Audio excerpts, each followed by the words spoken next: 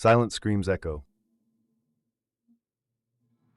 In the quaint embrace of a sun-kissed suburb, Claire Harmon's home stood as a sanctuary of silence, wrapped in the delicate whispers of turning pages and the soft purring of her cat, Pixel. Here, nestled behind her desk, cluttered with manuscripts, Claire, a gifted writer with the unique ability to compose chilling suspense novels, lived a life marked by an exceptional quietness, a consequence and a reminder of the car accident that stole her hearing when she was just 10. Her world was one of written words and silent movements, where the rustle of leaves and the chirps of morning birds never reached her ears. It was on a seemingly ordinary day, as Claire engaged in a routine video call, a common method for her to connect with the world beyond her silent enclave, that her life veered into an unexpected mystery. Her eyes, trained to pick up the slightest nuance in lips, caught a brief but unmistakable silent scream on the caller's face, a mere flicker of terror that would have gone unnoticed by most. This fleeting moment, obscured by the banality of digital communication, plunged Claire into the depths of a mystery that contrasted starkly with the tranquility of her suburban life. As she sat there, the glow of the computer screen painting her focused expression in hues of blue and gray, Claire felt the first threads of unease weave themselves into her solitude. Little did she know, this was just the beginning, and the quiet haven she had built was about to be encroached upon by shadows that lurked far beyond her neatly kept hedges and the safety of her front door. This silent scream was not just a call for help, it was the unraveling of a sinister plot that would demand more from Claire than she had ever anticipated. The tension in Claire's life escalated with each piece of evidence they uncovered. As the investigation deepened, Claire's instincts as a writer intertwined with her newfound role as a detective, guiding her through the labyrinth of Evan Blackwood's digital empire. Each clue they unearthed seemed to pull her further into peril, the threat lurking closer with every discovery. One evening, as Claire sat hunched over her desk surrounded by piles of notes and dim lighting, a sudden flicker of movement outside her window caught her eye. She froze, her heart thumping loudly in the silence of her house. Peering through the glass, she could just make out a figure standing in the shadows of her garden, watching. The figure vanished as suddenly as it had appeared, leaving Claire shaken but more determined. She knew then that Evan was aware of her investigation and that she was becoming a threat. The following day, Claire met with Mark and Lily in a crowded coffee shop, the murmurs of other patrons blending with the clinking of coffee cups. Here, amidst the false sense of normalcy, they laid down their strategy. Lily's laptop screen displayed maps and charts linking Evan's company to a series of untraceable financial transactions and encrypted communications. Mark, looking more worn than usual, passed Claire a list of names connected to Evan, his green eyes grim. "These people are either missing or worse," he said, his voice low. "We need to proceed carefully." Their meeting was abruptly interrupted when Claire's phone vibrated against the wooden table, a message flashing across the screen from an unknown number. The message was cryptic, a single line that sent a chill down her spine. Silence can be louder than screams. Claire showed the message to Mark and Lily, her blue eyes wide with alarm. Lily quickly traced the message, her fingers a blur on the keyboard.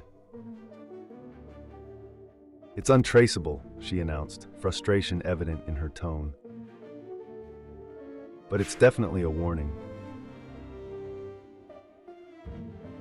As they left the coffee shop, the air thick with unspoken fear, Claire felt the weight of their investigation bearing down on her. The once peaceful streets of her suburb now seemed menacing, each shadow a potential threat. But the silent screams that had started this all were not just echoes in the digital void. They were cries for justice, pulling Claire, Mark, and Lily deeper into a mystery they were determined to solve, no matter the danger that lay ahead. In the dimly lit alley behind Evan Blackwood's tech startup, the air was heavy with tension. Claire Harmon stood her ground, her heart pounding in her chest as Evan approached her slowly, his eyes gleaming with a disturbing intensity. Despite her fear, Claire's expression was resolute, her glasses reflecting the faint moonlight, giving her an almost ethereal appearance. She had always used her deafness as a bridge to deeper understanding in her writing, but now it was her lifeline in a far more literal, perilous sense. Evan stopped a few feet away from her, his athletic build outlined against the sparse light filtering through the high windows of his office building. "Claire," he began, his voice low and compelling, "you understand, don't you? You hear the pain, the silence of these souls. You are like me, more than you know." She watched his lips move, every syllable helping her piece together the twisted logic he held. Claire knew she had to keep him talking. Around them, the shadows of the alley seemed to listen, the usual city noises distant and muffled by the walls of the narrow space. Claire's mind raced as she formulated a response that could stall for time. Her allies, Detective Mark Lewin and Lily Saunders, were nearby, but everything hinged on her ability to draw out Evan's confession and intentions. "I hear a lot of things, Evan," Claire replied carefully, her voice steady despite the pounding of her heart. "Pain doesn't want to be shared, it wants to be understood and stopped." "Is that what you were doing? Stopping it?" She took a calculated risk, probing his delusions in the hope of revealing more of his mindset. Evan's face broke into a chilling smile, and he took a step closer. "Yes, exactly. But they still scream, Claire. They scream for someone to hear them after death. Don't you see? I make them immortal." His gray eyes flickered with a fanatic light, his belief in his own twisted ideology unshakable. Behind a nearby dumpster, Detective Lewin signaled silently to Lily, who was positioned on the other end of the alley with her laptop, recording everything via the tiny camera pinned to Claire's jacket. Time seemed to slow down as Claire kept her focus on Evan, her skills in lip reading never more critical than in this dangerous, surreal moment. "You think you are liberating them, but you are just trapping them in your own nightmare," Claire countered, her tone firmer now, trying to edge him into a slip or full confession. "They don't want immortality, Evan. They want peace." Evan's expression darkened, his hands clenching at his sides. "You're wrong, Claire. Only you can truly understand. You're supposed to be with me in this. Why can't you see that we're the same?" As he took another menacing step forward, the distant wail of sirens pierced the night, and Evan's attention flickered momentarily toward the sound. Seizing the moment, Claire took several steps back, her mind clear. "We are nothing alike, Evan. You kill. I seek to understand the silence. That's the difference." The sirens grew louder, and Evan's momentary distraction turned into panic as he realized the implications. Claire watched, her heart still racing, as Detective Lewin and several officers rounded the corner, their presence a tangible relief. Evan turned to flee but was quickly subdued and handcuffed. As the chaos settled, Claire leaned against the cold wall of the alley, her breath visible in the chilly air, and closed her eyes briefly. She had navigated the conversation with Evan not just to survive, but to bring a monster to justice using the very skill he had sought to exploit. Her silent world had never been so loud. The dimly lit corner of a bustling coffee shop served as the unlikely stage for the climax of months of dangerous investigation. Claire Harmon sat poised, her eyes scanning the entrance intently. Detective Mark Lewin, dressed in nondescript clothes, lingered near the counter, feigning interest in the day's assortment of pastries as he kept a vigilant watch over the scene. Claire's hands, though resting seemingly casual on the table, were tense, ready to signal Lewin at any moment. Evan Blackwood entered the coffee shop with his usual charismatic swagger, his piercing gray eyes briefly scanning the room before settling on Claire. He approached with a smile that didn't quite reach his eyes, a chilling detachment that Claire had come to recognize. As he sat down, Claire maintained her composure, keenly aware of every detail, her life as a writer allowing her to predict and manipulate the unfolding narrative. Their conversation began with trivialities, but Claire skillfully steered the dialogue towards more pressing matters, mentioning a fictitious new project she was working on, which piqued Evan's interest. This project, supposedly involving advanced audio technology, was a fabric of Claire's imagination, designed to lure Evan into a trap. She watched his lips move, catching every word, aware that each syllable brought him closer to self-incrimination. As Evan leaned forward, animated by the topic, Claire subtly touched her left ear, signaling to Lewin.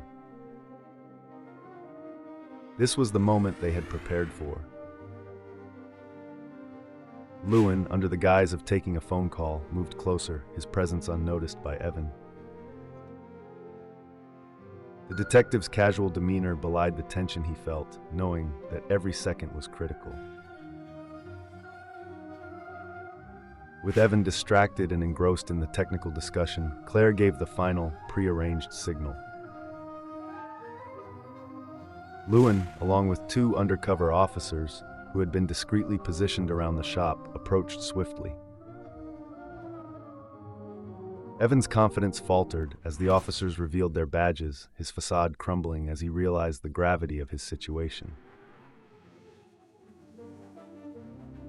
"You're under arrest," Lewin declared firmly, the weight of his words hanging in the air. Evan, caught off guard and still processing the betrayal, was swiftly handcuffed. Claire watched silently, a mix of relief and sorrow in her eyes, her role as the orchestrator of Evan's downfall weighing heavily on her. As the officers led him away, Claire remained seated, her heart rate slowly returning to normal. The danger passed, but the echoes of the ordeal lingering in her mind. Under the dim glow of her desk lamp, Claire Harmon sat, a solitary figure framed by stacks of manuscripts and the steady purr of Pixel at her feet. The quiet that once echoed through her suburban retreat now hummed with a deeper resonance, filled with the silent screams she had learned to understand and ultimately address. The laptop before her lay closed, a barrier between her and the digital world that had almost consumed her.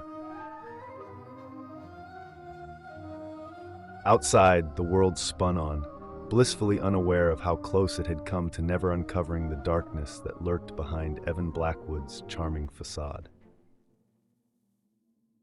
His arrest had been splashed across every news outlet, the gruesome details of his crimes laid bare for all to see. Yet for Claire, the manacles of his capture didn't just signify the end of his reign of terror, they marked the close of her own captivity to fear. As she gazed out the window, her eyes wandered over the familiar landscape of her garden, the blooming flowers swaying gently in the breeze, a stark contrast to the turmoil that had gripped her life. The investigation had peeled back the layers of her existence, revealing a strength forged by silence and a resolve sharpened by necessity. She pondered over the lives she had intertwined with, especially Detective Mark Lewin, whose belief in her abilities had lent her the courage to face the shadows. Through the ordeal, Claire had learned the profound power of listening to the said and the unsaid. The world was replete with voices, even in silence, and every soul yearned to be heard. This realization, though weighty, came with a liberating understanding that understanding often begins not with speaking, but with hearing. Claire turned back to her desk, opened her laptop, and began to type. Her words, once an escape, now served a new purpose. They were a testament to the voices she had heard and the stories that needed telling. The keys clacked rhythmically, echoing through her quiet haven, a reminder of the enduring human spirit. As readers, we're left to reflect on the echoes of our own silent screams and the importance of listening to those who feel unheard. It's perhaps in this quiet attention to the underlying whispers of our world that we might prevent the rise of another Evan Blackwood. And in our endeavors, whether they be as daring as Claire's or as simple as everyday conversations, may we remember that sometimes the most profound silences speak the loudest. Always listen, truly listen, because in the depths of silence, a world of understanding awaits.